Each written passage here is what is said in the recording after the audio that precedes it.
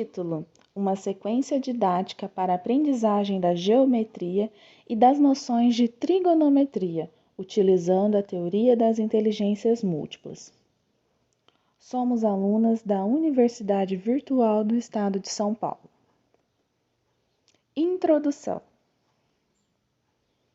Em tempos de pandemia, o nosso projeto integrador ocorreu de forma online para os alunos de uma escola municipal da cidade de Mococa, São Paulo.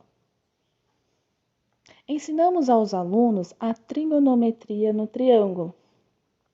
E esse projeto integrador, ele vai relatar as experiências de um trabalho construído na coletividade, buscando a todo tempo alinhar a teoria à prática, baseando-se nas aspirações das inteligências múltiplas de Gardner. Justificativa.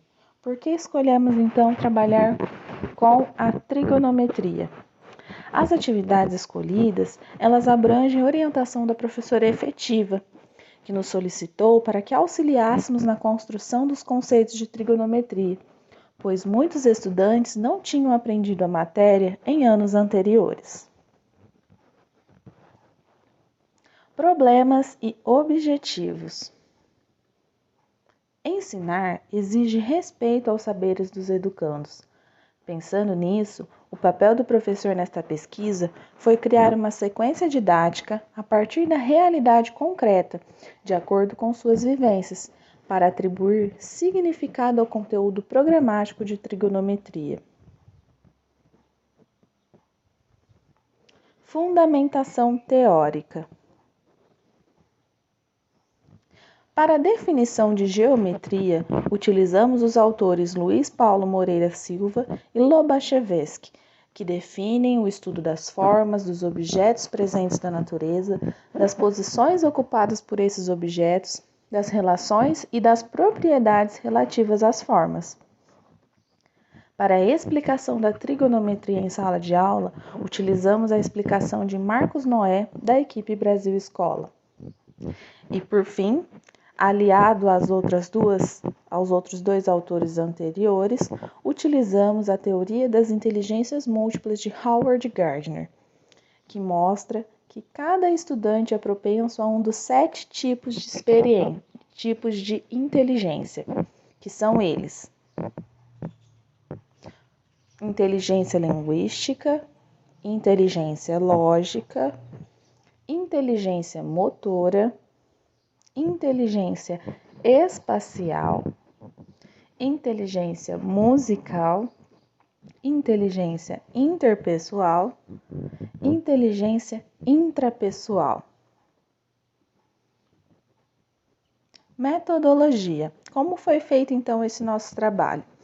Inicialmente foi disponibilizado para os estudantes um questionário pelas plataformas digitais Google Meet, Google Classroom e grupos de WhatsApp, para que os próprios estudantes identificassem suas inteligências. Dentre as respostas, escolhemos trabalhar com a inteligência lógica.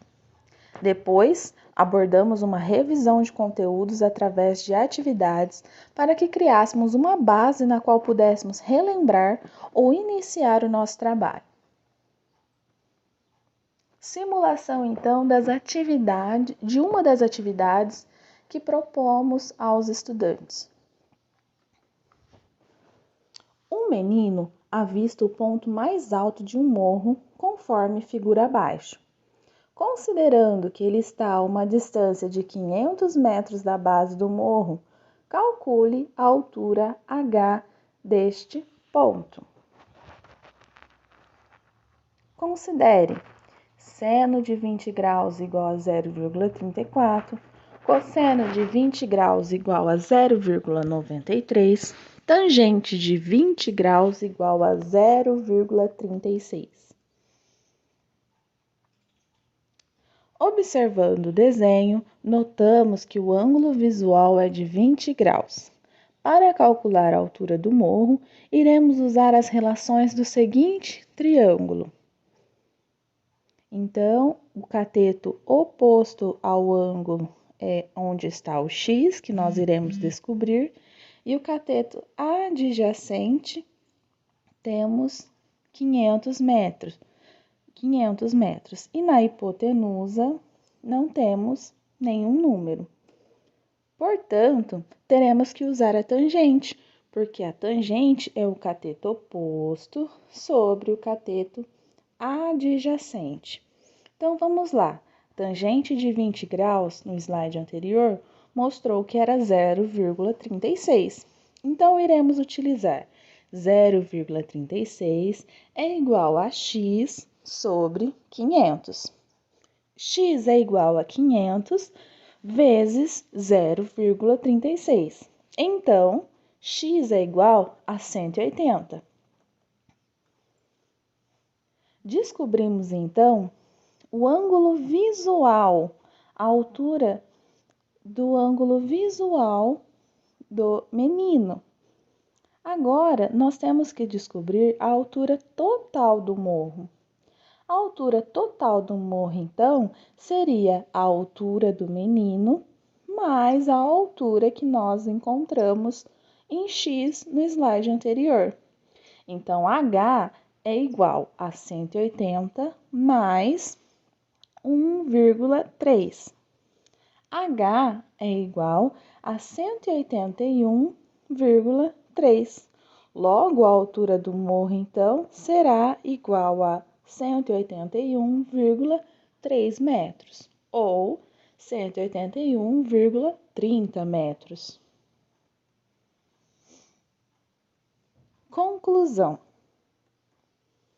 Durante a construção do plano de ensino, notamos que é possível se desligar das abordagens tradicionais, partindo para uma aula mais dinâmica e eficiente, despertando o interesse e buscando a aprendizagem do aluno. Hoje, em uma época em que a matemática escolar é em grande parte abordada de maneira formal e abstrata, é de primordial importância que o professor passe a refletir sobre qual metodologia ou metodologias podem ser mais adequadas a determinados conteúdos. Isso na perspectiva de que não acontece simplesmente o repasso de todos os conteúdos. Um dos pontos mais importantes da nossa pesquisa foi com relação à elaboração dos procedimentos de investigação, questionários e entrevistas, que possibilitaram conhecer a predisposição dos professores frente à proposta de dar aulas online, assim como tarefas, provas e os alunos vivenciando o exercício do trabalho pedagógico com o uso do computador, como uma possibilidade rica e promissora de se explorar em tempos de pandemia. Obrigada por assistir.